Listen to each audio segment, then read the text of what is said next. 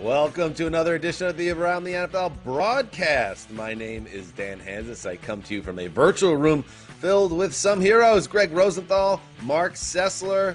Boys, it is free agency week. We're wrapping up the first week of the new league year, and damn, it feels good. It does. This is like the 1 week we have to work hard all off season, and then our bosses will be cool, just kind of phoning in the rest of the way, right? Well, that's what I've been doing for roughly 10 years at the NFL. You get to like late March, and it's like, see you later. But this is the week that I find annoys the family more than anything. It's like, I'm here, but I'm on my phone 24/7. I have children roaming around. I don't make eye contact. Like, we have got to get past this. But it's been a good week. Yes, it's been a good week, and we've been working hard over on the Around the NFL podcast, giving you episodes every day as we ramped up through the legal tampering period, and then, of course, the official start of the new league year on Wednesday. Now we are at Friday, which is kind of the beginning now of the second wave of free agency, and we thought it'd be a fun thing to do with the real NFL draft coming up now in just a couple of months, to do our own version of a draft connected to free agency. The free agent moves that kind of jumped out and felt the most important to us, and it just so happens the number 1 overall pick goes to Greg Rosenthal. Let's get going. Well, when you're looking at this week, I'm going for the obvious choice. It's the Trevor Lawrence of this draft. It's the Patriots spending spree. I know it's annoying you, Dan, that it's been all over NFL Network this week. Patriots entered the chat today. Several moves, money moves, if you will. A massive day for the New England Patriots. You saw the money they had in the cap. They wanted to spend that money, and they went out to get quality guys that fit what they do in New England. Like this changes things. Jonnu Smith heading to New England. For the middle into the end zone. Caught. Touchdown. And it's Jonnu Smith. They got after a pass rusher. They got Matthew Judon. In trouble. Down he goes. It's a safety. Matthew Judon. Nelson Aguilar is going to the New England Patriots. For Aguilar. Makes the adjustment. Touchdown Raiders. They got a really well-rounded group of pass catchers. Pass caught. Touchdown. Hunter Henry. I don't think they're done. I think they're still going to add some more pieces, and we'll see where it goes. Ooh, Danny, they're not even done yet. I love it. I think 2 things can be true when it comes to this Patriots spending spree. Like, yes, number 1, it was out of desperation. It's because they haven't drafted well, and they don't have a ton of talent on that roster. It was not a good roster. So that's true. But number 2, it was the right year to be able to do it because they built up so much cap space in a year not every team had it. I think there was more quality players available. So you got more supply, you got less demand. We know the cap is going up in the future because of these monster TV deals, and they added a lot of players who will play for them right away. I'm counting 7 new starters, which is outrageous, and they even re-signed a couple starters. So I think Bill Belichick can coach up veterans. I don't think it makes them the favorite in the AFC East, but I think they needed it because the roster was pretty ugly going into this week. And I think that's why it's a little bit on my radar, because the reason Bill Belichick had to do this and get crazy with the spending is because the roster has really fallen off in recent years. So now it's, in a way, you're using free agency to patch up all these different holes. And we've learned this over the years and decades that doesn't often work. There is a benefit of the doubt that Bill Belichick gets here. And I think that's why you're seeing a lot of people talking about how this has been a positive situation for New England. And I get it. When you're one of the most successful, if not the most successful NFL coach of all time, you deserve that. But at the same time, I'm not ready to say that the Patriots are back by any stretch. And it does bring up a bigger thought, Mark, to me, which is, you said goodbye to Tom Brady. You go through a tough 7-9. Now you throw all this money at these different players, and you put everything on Cam Newton. Maybe if you played this a little differently, you're reloading with Tom Brady still in your building. The horse is out of the barn, but I still think about that. Yeah, no question about it. I mean, that relationship came to its end, but that's the missing piece right now. And I would say this. I think that if, let's say they did nothing, Patriots fans would be going nuts, and people would be questioning their strategy on that front too. So they were kind of like whatever they did, they would have been in a tough position in terms of wanting to critique them. They averaged 1 yard per play on 2 tight end set plays last year. That's absurd. That's going to change. They're more versatile. They can do much more with the pieces they added. I mean, Bill Belichick loved Jonnu Smith, called him the best run after the catch player in the league at the position, and he loves Hunter Henry. So I think he genuinely was attracted to them. I would say this. I don't know if it was Willie McGinnis, I think at the end of that clip, that said, look, they are not done. And Cam Newton, I just do not believe that Cam Newton will be the unquestioned starter. I mean, I believe the next move comes in the draft with an aggressive move up. And I'm thinking they're going to try to get above Carolina, whatever you have to do to get a quarterback that they can groom and believe in. And Cam Newton is a short bridge. Maybe the rookie starts in like week 3 or 4 or something. So I don't think they're done at all. I agree with that comment. Cam's got a better chance to succeed, though. And, I do think there's part of Bill Belichick, and there's definitely part of me I've rooted for Cam Newton his whole career. I thought it was worth the shot last year. It did not really work out. That I want to see him prove everyone wrong. I want to see him with these 2 tight ends. It's going to be a hurry-up offense, I think. That's what you do with 2 tight ends. You keep them on the field. You got these guys in Aguilar, even Kendrick Bourne, certainly Jonnu Smith, and Hunter Henry, and the offensive linemen that they brought back, Andrews and Karras, and you get Trent Brown, guys they know, and you're going to play hurry up. You're going to keep those guys on the field. You're going to play fast, and you're going to hope that your defense isn't as lousy as it was a year ago. If nothing else, Bill Belichick wants to say, I still got it. And by the way, Cam Newton still got it. How about that, Dan? I think you could draw a line here that Brady's out the door. Brady wins the Super Bowl with the Bucs. The Patriots suffer through a down year. Then they spend more money than anyone in the history of free agency in week 1. So keep an eye on what the Patriots are doing here. And by the way, Cam Newton, if he doesn't get the job done this year and he is their starter and they put a lot of faith in him, that's going to be another mark on Belichick's resume, because we already had a whole season to tell us potentially that he wasn't the same guy anymore. You're diving back in with him. Pick 2 now goes to Mark Sessler. Well, to me, like, this isn't about a team that got a lot of things done. It's about the team that swung and missed. It's the Chicago Bears. It's a huge story. I mean, this is a front office that tried within a big attempt to go get Russell Wilson, a clandestine meeting in Fargo, North Dakota. It went south. John Schneider took the offer, multiple first-round picks. We're hearing players involved, all sorts of stuff. Took it back to Pete Carroll. Pete Carroll said, not doing it. Why? Because the Bears did not turn around and offer the Seahawks a clear pathway to a top quarterback that would take the city of Seattle and calm them down after you let Russell Wilson out the building. Here's the deal. Ryan Pace, I get it. You're trying here, okay? But this is the front office that went and got Mike Glennon for a ton of money, turned around months later and drafted Mitch Trubisky, misevaluated the pick. Glennon would have been no better, okay? After that, when Mitch doesn't work out, they go throw a ton of money in draft picks at Nick Foles. What are we doing here? Now they're in a situation where Nick Foles doesn't even win that job. Trubisky, they're trying to be a win-now team with no quarterback. So they're not in position like the Joe Douglas-led Jets, like Sashi Brown did with the Cleveland Browns, like Chris Greer did down in Miami, where you accrue picks and you set the table and you give the Seattle Seahawks a clear pathway to a quarterback. They couldn't do that. This is an ultra failure. And now you've got Allen Robinson. Look at the quarterbacks who've been throwing to Allen Robinson. Now you're adding Andy Dalton to that list. I just don't like what's happening here at all. And I think the franchise is moving in slow motion when every other team around them in the league is saying, without a quarterback, you don't win. They don't find one, and they're settling for mid-tier quarterbacks over and over. It is on my radar. I'm slightly curious about it. Certainly is. Greg, what do you think about this? I feel bad for Bears fans, so it's not fair for Bears fans. I can tell it's on your radar. That was epic. I mean, I get it. I mean, if you're that upset, imagine how upset Bears fans is. You know, our producers, Tanton's jumping off the bandwagon. He's going to go root for a different team. I don't blame him at this point. The defense is also a concern. Here's the thing. You try to trade for Russell Wilson with guys you're going to cut. They got rid of Kyle Fuller, who's been one of their best players. You're trying to trade Akeem Hicks, reportedly, also one of your best players, because you've mismanaged the cap because of moves like Nick Foles. What's the strength of this team? You have two guys in Matt Nagy and Ryan Pace, who I think know they're on a one-year contract right now, and they have to win. And I don't think they're going to give up with Russell Wilson. I think they might still keep trying to trade for him, but I just don't see it happening. And I don't even know if Allen Robinson's going to be there. He's their best player. He might get traded too. He signed his franchise tag, so that makes him eligible to be moved now.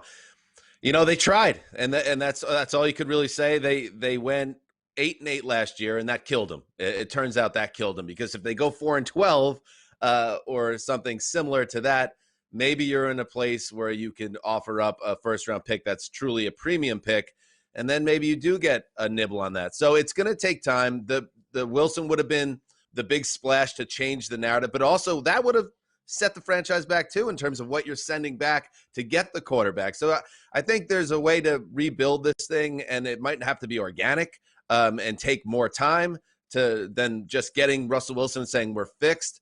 So Bears fans are saying, though, at the same time, we've been waiting a long time. It's been 1985 since we last won the Super Bowl, and it's been a little boring around here. You get the frustration. Here's one way out, though. If you're willing to give away all that to get a quarterback, how about you move up high into the draft? There is a chunk of teams that don't really need a quarterback high up in the draft. Maybe you go up and you get your guy. My question is, do you trust this front office this time around to pick the right guy? I do not. I think that's a big problem. And so even if they go down that route, there's a reason for ultra suspicion when it comes to the Bears getting out of this without creating another mess. Right. Are they going to support a new quarterback? I mean, poor Andy Dalton. I mean, he doesn't deserve any of this. He's answering questions that are very awkward at a press conference because nobody really wants him there, and they're trying to make it an exciting thing on social media. It's like Andy Dalton deserves better. We see you, Bears fans, and we feel for you, and hopefully things turn around in time. We're just getting warmed up. We're doing the free agency draft. What a strange creation this is, but we're having fun. We hope you're enjoying watching us. I'm up next with the 3rd overall pick. Oh, it's going to be one of the southern divisions of the NFL, and if I have the last pick, that must mean I'm defending champ. I like this.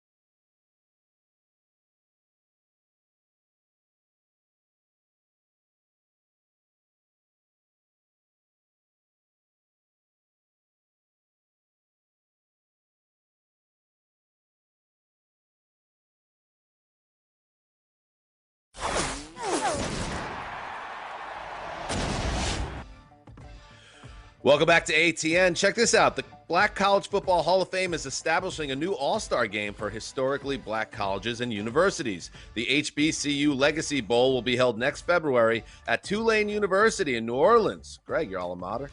You can catch that game next year on NFL Network. That's cool. Something to look forward to. And speaking of New Orleans, as we head back to the new league year free agency draft, it's confusing, but just follow along. I'm up with the 3rd pick, and let's talk about the Saints and what happens next. We all know Drew Brees announced his retirement heading into this week. Shortly after that, Jameis Winston gets re-signed to a 1-year contract up to $12 million, but it's really in the 5.5, 6 range, which tells you a couple things. It tells you, one, he's going to have a chance at this, most likely, with Taysom Hill in the building, but Jameis Winston's going to get a chance to truly rebuild his career years after being the #1 overall pick and flaming out in Tampa. And he would get to do it with Sean Payton, one of the game's great offensive minds, and a really good offense, and playing on a fast turf. Really a chance to reestablish the whole Jameis brand. But it also tells you the money here, Greg. that there's a chance Sean Payton does have something up his sleeve, and maybe there is another quarterback who could enter the fray. Yeah, it could be in the draft. I mean, I'm not sure Sean Payton's concerned about that Jameis brand, but I am. I've been carrying that water. It was nice to see this week on NFL Network, like right when the league year started, I'm watching Rich Eisen's there, Kurt Warner. They bring out the big guns. And I hear Kurt Warner say that Jameis Winston is one of the 7 best quarterbacks in the league at reading defenses and understanding the progression and where to go and anticipation. And I said, thank you, Kurt Warner, because I've been trying to say he's got some next level ability if he can cut down on the mistake. Got a chance, Kurt Warner. Rosenthal, did we not watch the last full season he played when he threw 30 interceptions and like 5 pick sixes? That's not reading defenses. That's not going through your progressions properly. What are we talking about? Kurt Warner, all due respect, but what are we talking about here? He's a guy that never gives up on a play, and he makes big mistakes. But if you can try to coach that out of him at 27 years old and just reduce the turnovers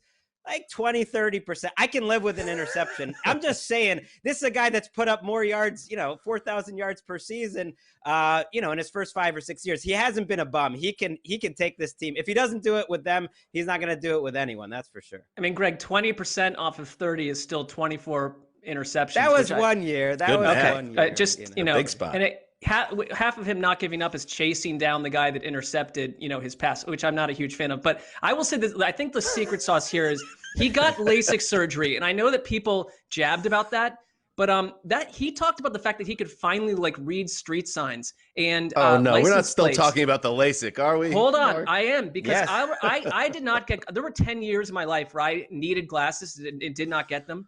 And I one day finally said, enough with this nonsense. I went and got glasses, and I was walking home from the eye doctor, and I looked up at a tree, and trees for like a decade had been like green globs to me. I suddenly could see leaves like fluttering in the wind. It brought tears to my eyes because it was like life-changing. Maybe this will help Jameis Winston. He never had that. Tell me that's not a factor. Vision as a quarterback. I thought the Jameis gets LASIK subplot we left behind in the wretched year of 2020. I didn't know it was going to make a comeback again. He's 1 for 1 as a Saints quarterback, just about, with a long touchdown. I mean, wait a second. Time out. I'm the only one in this group that thinks this may not work. It sounds like everyone's all pumped up in this. I don't think it's going to work, but I don't think it's. I get that you're tired of the LASIK narrative. That doesn't mean that his vision didn't improve markedly. It doesn't matter whether like bloggers are tired of the LASIK side of stuff. Like, he could be better. I take him over 2020 Drew Brees. I take him over Taysom Hill. And I just like to imagine the picture of Mark Sessler walking down the street and being one of those little boys that we see in the YouTube videos when they can first see or they can first hear, and it's just eyes are glowing. That's a great picture. Just tears streaming down your cheek, and everybody's like, what's up with that guy? That man is psychotic. All right. Let's take a pause again from the draft here and have a little fun now. NFL Network been doing awesome coverage all week. But we want to do right now is talk about moves they didn't talk about on Free Agent Frenzy. Little program on program crime here. Greg, get us going. Let's a player or a team that's not getting buzz that deserves to be right now. They could have had 84 hours of programming live, none with us, but they didn't mention Tim Boyle once. It's Boyle season in Detroit. I actually like this signing by Detroit. They get rid of Chase Daniel. Remember those phony trade rumors that were thrown out there? It don't look so great in retrospect. Oh, yeah, teams are interested in Chase Daniel. No, they're not. He got cut, and it's because the Lions knew they could bring in a quality guy like Tim Boyle. This guy's got a big arm. I've liked what I've seen in the preseason. Packers reporters and fans love him. Don't be shocked if we have a little Boyle in our life when Jared Goff inevitably struggles this season. That's all I'm saying. I love my wife's from Texas, and one of the great Texas traditions and down south traditions is a shrimp boil. There's going to be a Tim Boyle, and Jared Goff is not going to be invited potentially. Bad times. I mean, his nickname is the Human Victory Cigar. So why would he not be thrust into the starting lineup at some point? How about I take it here?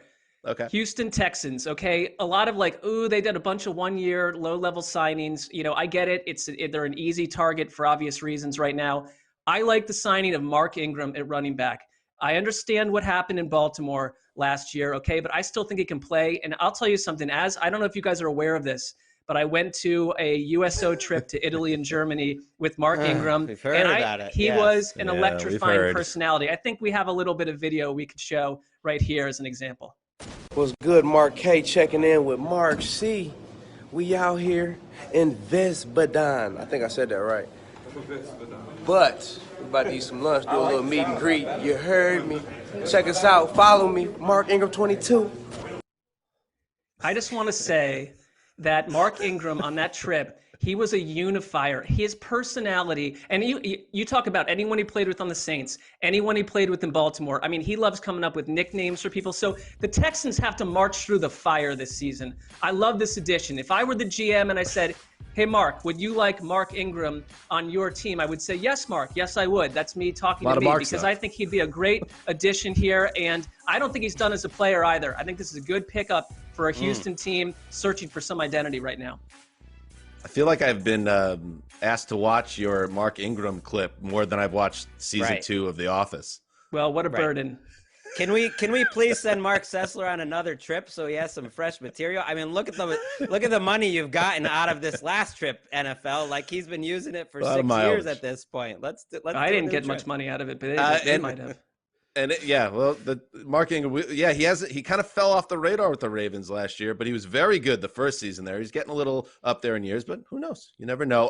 I'll throw another running back out there. It's Boone season. Boone time.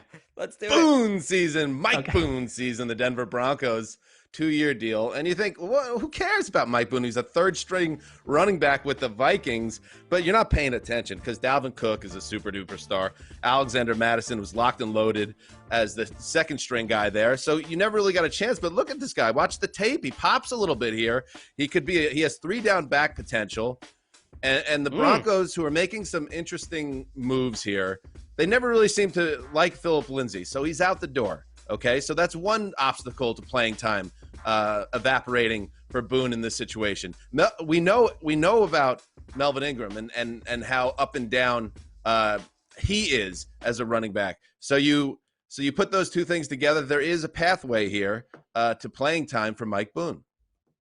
I like it. A little fantasy nugget early on. That's the type of thing you don't see on Free Agency Frenzy. It's like, we don't need another segment of where Todd Gurley's going next. You know, let's go with the here and the now. Mike Boone, he can actually do something in 2020. It may be the reason we don't appear on Free Agency Frenzy typically. So, there may be something to look at there also. Mike Boone, a boon to fantasy heads out there. Nailed it. All right. The draft resumes for us, our draft, after the break. No, not the draft, our draft. I know it's confusing. You'll just keep following along with us. Deshaun Watson talk up next. He continues to loom over everything in our league.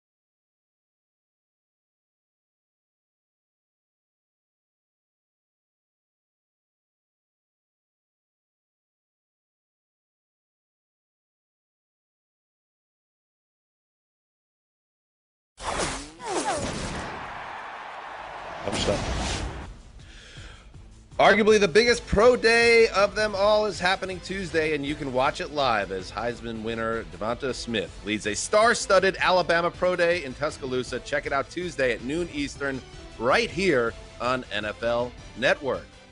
Okay, now let's head over and see what Rap Sheet's reporting on Friday. Juju Smith-Schuster back to the Steelers on a one-year deal worth $8 million.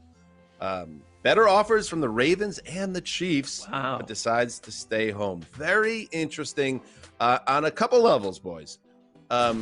We had heard all through leading up to this free agency that Juju was going to be out the door, but he was met with a chilly market. And the fact that he gets 1 year and $8 million, he has to now reestablish his market and take another shot at this next year. I think he thought entering 2020 he was getting a huge deal. It did not work out. Yeah, I look at him and I'm a little stunned how little other teams wanted him. We're hearing, from Rap Sheet he had better offers, but if they were significantly better, usually the players take that. I like Juju Smith-Schuster. I think he's mislabeled as, a showman and a diva or anything. Like when he's on the field, he's tough. I mean, he is a guy who makes catches over the middle, and sometimes those guys don't get paid that well, but he can block, he can make a tough catch. There were so many plays this year where he kept a winning drive going, and it might have just been a 7 or 8 yard catch, but to me, he is a winning player. I think that is a great move for Pittsburgh. Not only do you keep that receiver group together, and it's a great one, but you did it so cheaply, and you're trying to win this year with Ben Roethlisberger, so I like it for Pittsburgh. I do too. I mean, he wanted to go back there. He expressed interest in going back to Pittsburgh. He knows his role there. He knows the offense. I don't know if it's the best setup if they look like they did down the stretch last year to set up his market value for next season, but I am intrigued. I get why you don't go to the Ravens. That feels like a tough place for a wide receiver to wind up. The Chiefs, though, that would have been juicy. To suggest, I want to know what the money was, because to not go there that would have been a place where maybe you have multiple playoff games and a Super Bowl to show yourself off. So I don't know. The Jets seemed interested too, Dan. So here he goes back to Pittsburgh. I like it. I think it's a good move for him. It's a good move for Pittsburgh for sure, but it's interesting his career arc here. At 22 years old in 2018, 111 catches for almost 1,500 yards and 7 touchdowns. He was beat up in 2019, wasn't himself. This past season, the way he was used in the offense, I think probably ultimately hurt him. To have 97 catches and not even clear 900 yards, I think it kind of cemented a feeling maybe amongst teams that he's not a true impact guy or a big play receiver, and he's just a move the chains guy. When you average 8.5 yards a catch on almost 100 catches, that could change how people see you. But I like it, and I have to say, we don't know the details with the Ravens, and I look at a team that needs to add more people that can make tough plays. What the Ravens maybe should have worked a little harder to steal him away from a rival. They might regret that move in time. Yeah, he seems like a Raven. They need to make some moves. I'm kind of amazed. This receiver crop didn't really get their money. There's a good crop in the draft. I think the depth at the position. But, your Jets signed a guy, Keelan Cole, who almost got the same amount of money as Juju Smith-Schuster. So that just shows you Juju was not a favorite among GMs. No. All right, let's now move back to the draft side of things.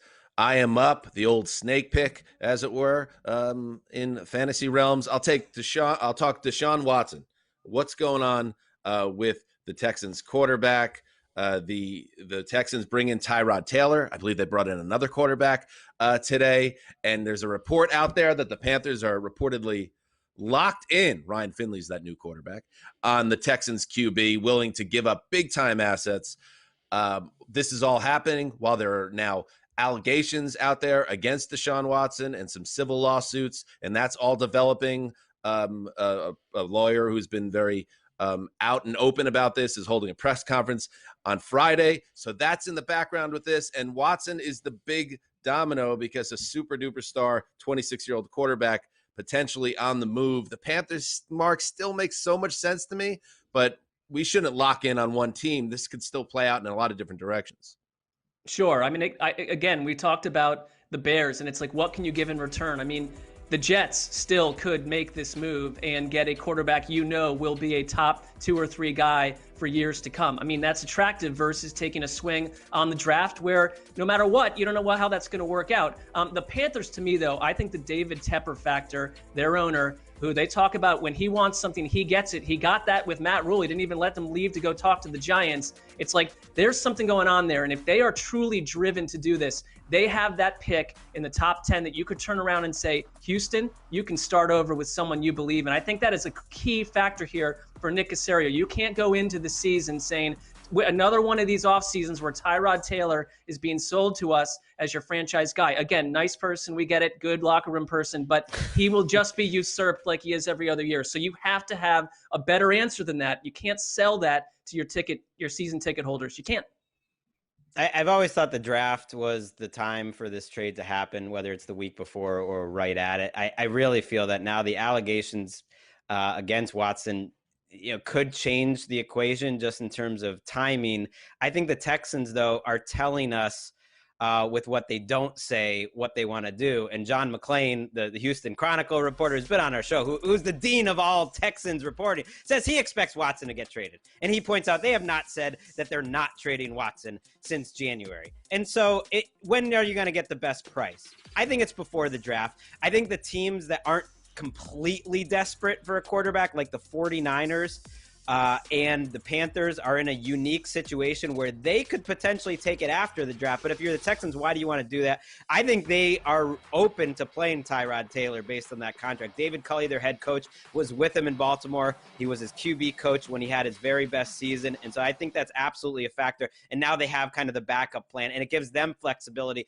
If they don't want to do it before the draft, they can wait until after, and there still might be a team like San Francisco or Carolina that could do it as late as August. I mean, what about the Patriots, Dan?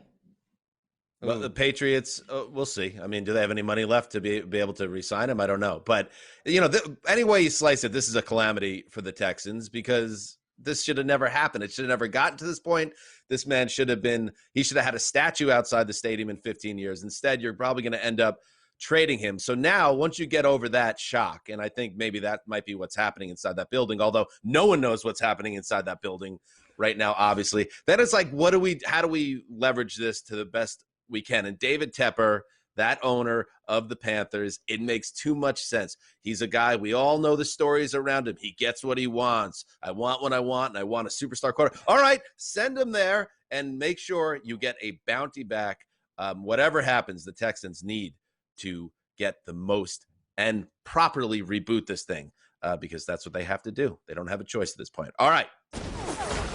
Now, coming up next, the Bucs are the defending champions, and they're bringing it back. They're running it Buck. I like that. For 2021 with Tom Brady out front. Be right back.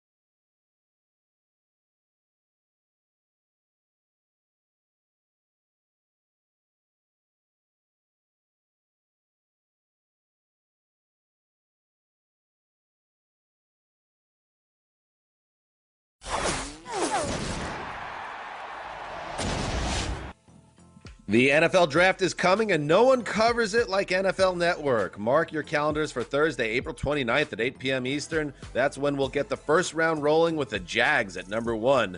The NFL draft live on NFL Network Thursday, April 29th at 8 p.m. Eastern. All right, welcome back to the broadcast. We are doing our own draft, and Mark, you are up with the next pick. Well, I guess, they've tagged this as running it buck. I'm not sure I totally agree with the verbiage there, but I am picking the Bucks and what they've done. I think, look at this team is all in. This is a team that didn't even win the division last year. I think what happened down the stretch molded them into a unit that said, we can do this multiple times. And instead of the typical thing where the Super Bowl team wins a trophy and everyone vanishes to go make more money, they're all coming back. I thought they got Shaq Barrett at a pretty good value for a guy that was second in sacks total over the last 2 years.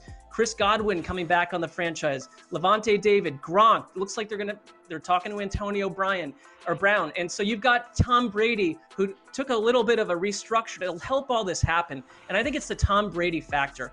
What are the Patriots missing? To your point, Dan, earlier in the show, exactly what the Bucs have. That quarterback that unites everyone, convinces everyone we can do this multiple times. And it was our friend Chris Wessling, who was the first person, everyone talks about this now, that Tom Brady has had 2 Hall of Fame careers split into 2. If he goes wins another, he's starting to have a third. It's crazy. I mean, he might do this for another 4 or 5 years. I really do believe that the best version of the Bucs is yet to come. And the way they've handled this free agency period and their offseason in general is the sign of a championship GM and Jason Light and coach and Bruce Arians.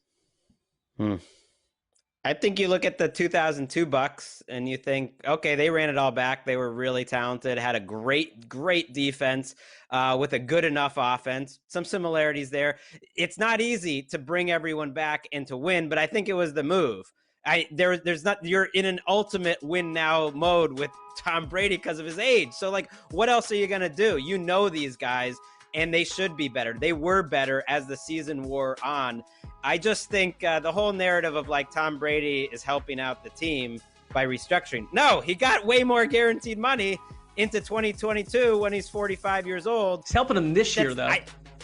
Right, but all he did was take more money. I mean, he took more money, another guaranteed season, and then you spread the money around, and he's getting it right now. It makes sense, though. Like, why wouldn't you pay Tom Brady? You're gonna pay him for the rest of your life. You're so happy with what he did last year. I know, Greg. We know you're a Patriots fan. And you're still processing, but we don't need to hit out about his contract and take a shot at him. That whole like Tom Brady is helping out the team though has been one of the most overrated narratives in the NFL his entire career. It's just true. In New England, maybe you're and right. in Tampa. But he's helping his team in many other ways, and you're right. The ultimate win now team is a team that has Tom Brady quarterback at age 43 and still thriving.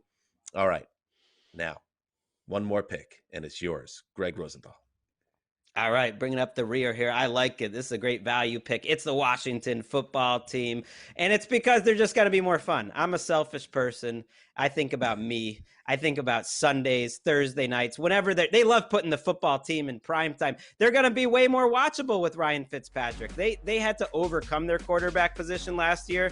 You know, Alex Smith was a great story. Still a tough offense to watch. You add Curtis Samuel, who to me was one of the most exciting players in the league last year. The way they used him and the way Scott Turner knows him because he already coached him in Carolina.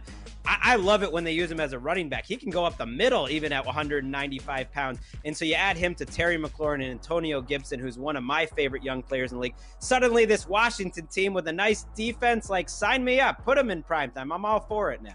I would just say this, though. It was Joe Brady in Carolina that helped Curtis Samuel break free. And he had Scott Turner, young Turner, as Aqib Talib calls him, as his OC before that, or a co-OC. And so I just wonder, I think Turner did a lot of good things in Washington last year.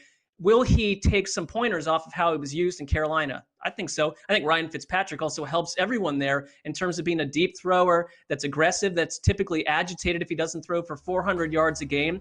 They're going to be fun to watch. I'm just happy for Ryan Fitzpatrick. What a fun career he's had, and he's played for a third of the league at this point. My team, the Jets, he had a memorable run with them, which feels like 100 years ago. But he's been doing this for a long time, and now in his age 39 season, to be in a position to be a starting quarterback it's really the latest chapter in one of the more remarkable NFL careers in recent memory. I just, I mean, look at this dude. Look at this dude. I hope he sits down with Colleen Wolfe, our good friend, Connie Fox, again, and he looks like this. It's just nice having him around, and the Washington football team really did need a little more buzz on the offensive side of the ball, and now they have it. There's no doubt about it. I love it. I mean, he kind of has a Tom Brady-like career in one way, in that I think the best 2-year stretch of his entire career is when he's 37, 38. And weirdly, that was true for Tom Brady, too, in New England. Like, he was at his best in his late 30s. Fitzpatrick is still getting it done. That's my pick for the NFC East champion. Running it back, the Washington football team. All right, next on Around the NFL, it's Women's History Month, and few people have broken more ground in the NFL than referee official Sarah Thomas. We're talking to the history-making official after this timeout.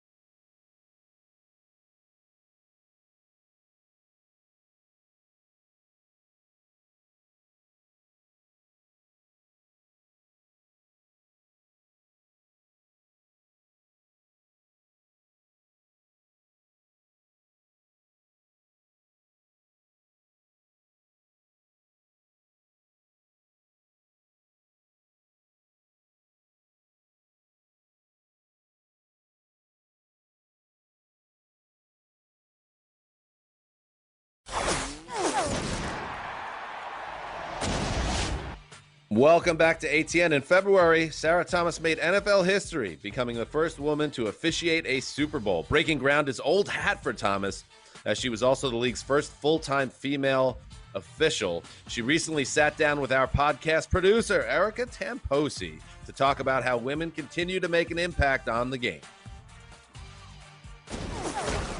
Okay, joining me now is trailblazing NFL referee Sarah Thomas. Sarah is the league's first full-time female official. She's been officiating NFL games for 6 seasons now, right, Sarah? Right. I just finished my 6th season. It's crazy. I know, and the most recent of which culminated with her working as the down judge in Super Bowl 55.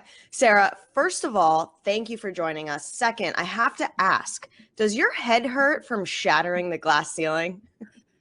I like to say I shattered the grass ceiling, so it's a little softer. Yes. Because we're on a turf, I guess. But no, I don't even think of it that way, right? But I know that it is a milestone for so many young girls that are aspiring to do something that they don't have to say, can girls do that anymore? Because seeing it is believing it, and they can go do it.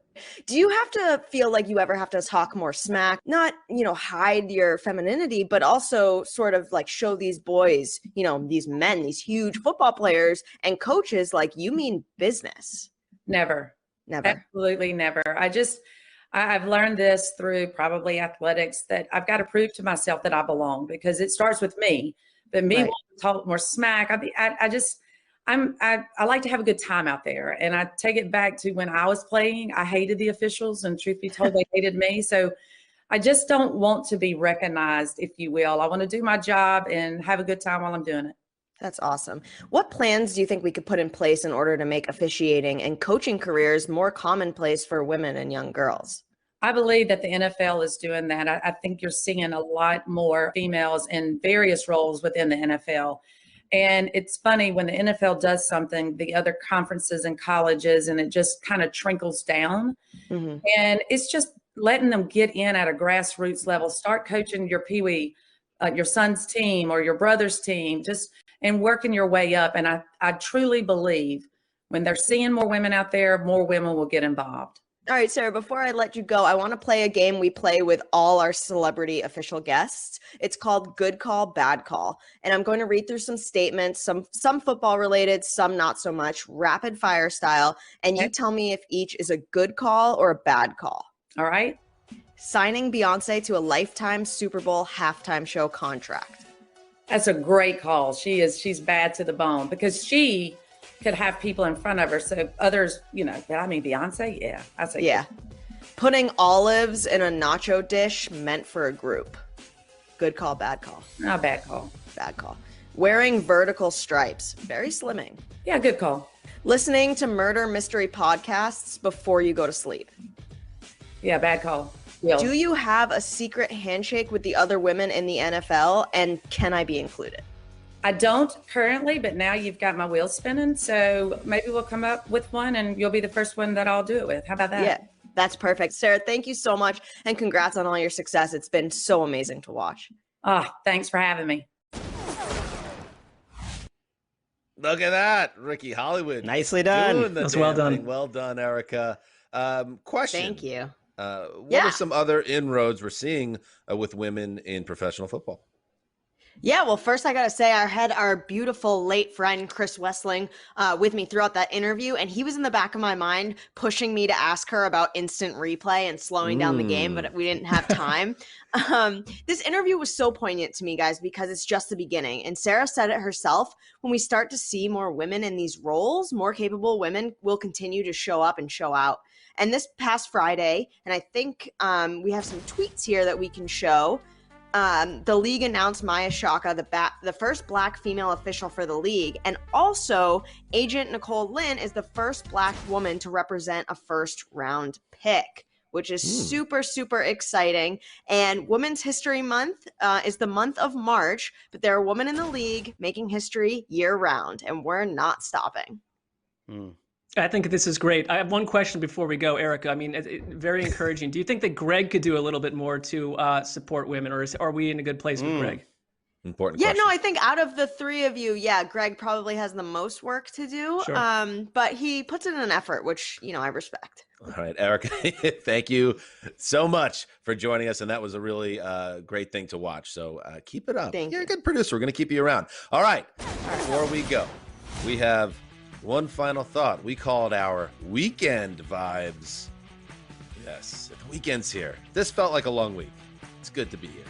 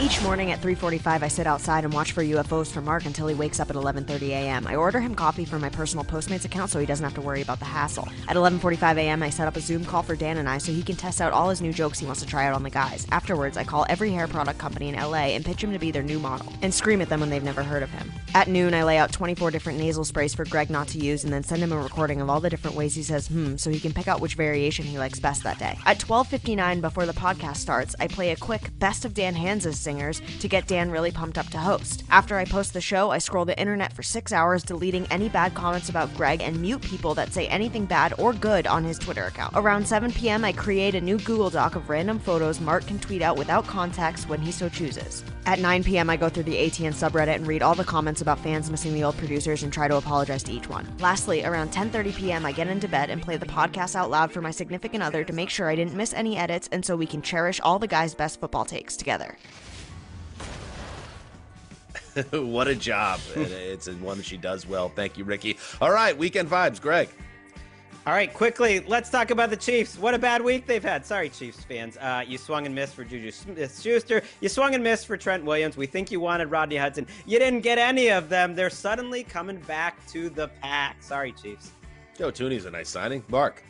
All right, I have a super haiku. It does not play by 575 standard. It goes like this. Andrew Berry is here. Big Ben should keep napping on couch and guzzle beer. Browns GM having a great week. Steelers GM not. I'm wondering when these haikus get on Peter King's radar. Love it, though. Finally, my favorite Drew Brees quote ever, because it's so Drew Brees, about his ascent to the booth at NBC after retiring. I'm as excited to be in the booth with Mike Tirico as I was to throw passes to Michael Thomas on Sundays. I am dead serious when I say that. Are you, though? That's an insane quote. But good luck to you, Drew Brees, in what comes next. It's going to be interesting to see where his broadcasting career goes. We will be back next Friday with another edition of the broadcast. And make sure you check out the Around the NFL podcast all week. We love you. Enjoy the weekend.